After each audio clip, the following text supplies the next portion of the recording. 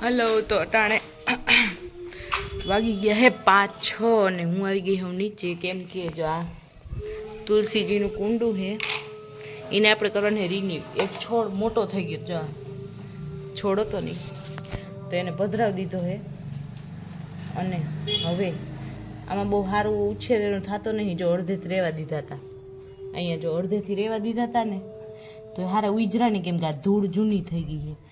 આ અગરબત્તીનું ને એ બધું પધરાવાનું છે ને એ પહેલાં કાઢી અને આપણે એની ધૂળ બદલાવવાની. પધરાવાનો સામાન આમાં કાઢવું.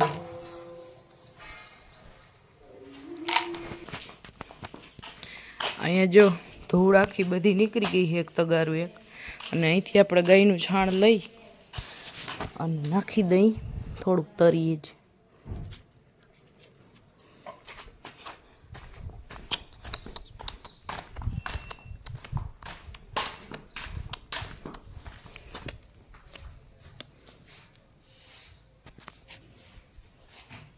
જો અહીંયા છાણ આવી ગયું છે.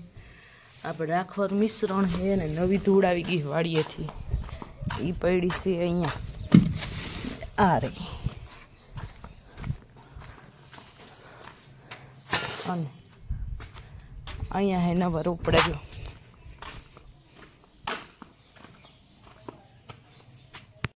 કાકી કાકી આ તમારા 12 રોપડા છે ને એમાંથી એક રોપડો લેવો તુલસીનો. ના એ ના જોતા હોય 2-4 જ રહ્યા ને તો મેં જ નથી જોતા ને. ના ખોદીને લેજો હરખું ધ્યાનથી ખોદી લો રોપડો ફેલ થઈ જાય.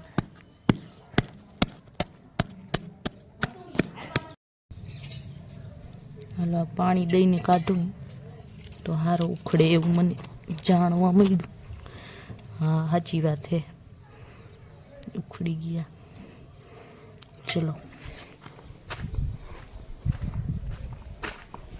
એક અહીંથી ઉપાડેલો જો અહીંથી.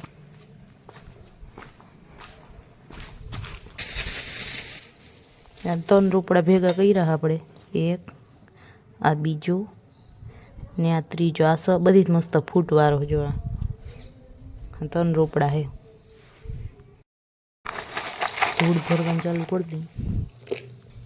કાપડ હે પ્યોર કાપડ નદીનું. અહીંયા અમારે આવી સુવિધા કરેલી છે ગાયના ખીલે કે અહીંયા જ ગૌમૂત્ર નીકળી. હુકેલા છાણ વાળી ધૂળ લઈ લઉં. હારામાં સારું ખાતર હોય જા અહીંયા હે ને આ બધું. અને મારા હાથ ભરાય એમાં મને કાંઈ તકલીફ નહીં. એ તો તમે છાણા થપ્પાનો વિડીયો જોઈ જ છે. થોડુંક જ વધારે ગૌમૂત્રથી બરી જાય. ઓકે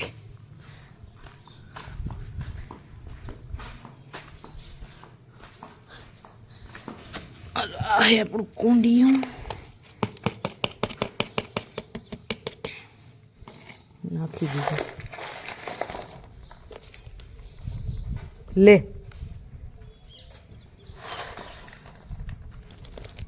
3 રોપડા વાવ. આ વડો ને આ બધી મસ્ત જો ફૂટ નીકળે છે. કાકી કે આના કરતા હે ને આ રોપડો હે ને અસર થાય. ઓલો હે ને જામ કે ચોટ વાવ્યો ને તમે કાકા ઊંચો ઊંચો વધે. ફૂટ તો થાય પણ ના બે જોઈ નીચે આવી ગયા. તો ખોડી દઉં હવામાં વાવી દઈ પેલા.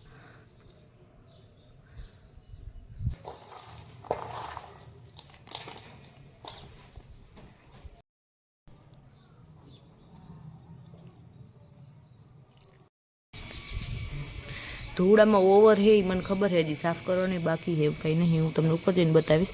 ધૂળ ઓવર એટલે છે કે પાણી પડશે ને એટલે ધૂળો મેં ઓટોમેટિક બેસી જાય.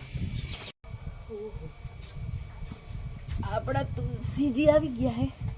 કોક ઉતરાવો તો ખરા. ઓય મારી એકલું કુંડું તમને ખબર જ છે કે આવું સક્સેસ નહોતું. હવે કુંડું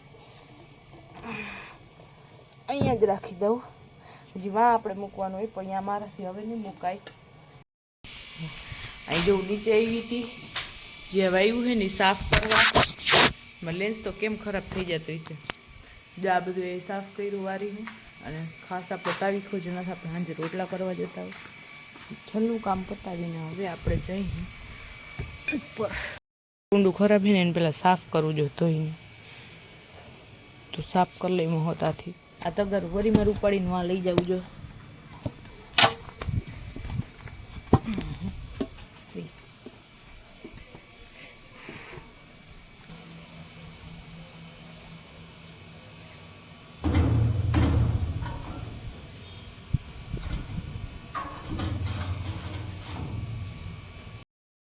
થઈ ગયું રેડી. જો હવે આપણે આ સાફ કરી નાખી પાણી નાખીને.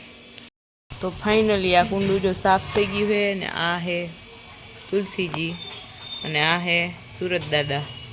ઓકે, ડાયરેક્ટ સનલાઇટમાં જોઈએ અમારું આ તુલસીનું કુંડું. એટલે હવે જોઈએ કેવા ગુજરે 3 છોડવા વાવ્યા છે આપણે. ચલો, બાબુભાઈ ગામમાંથી આવી ગયા છે, જીયાબેન આવ્યા ભેગા.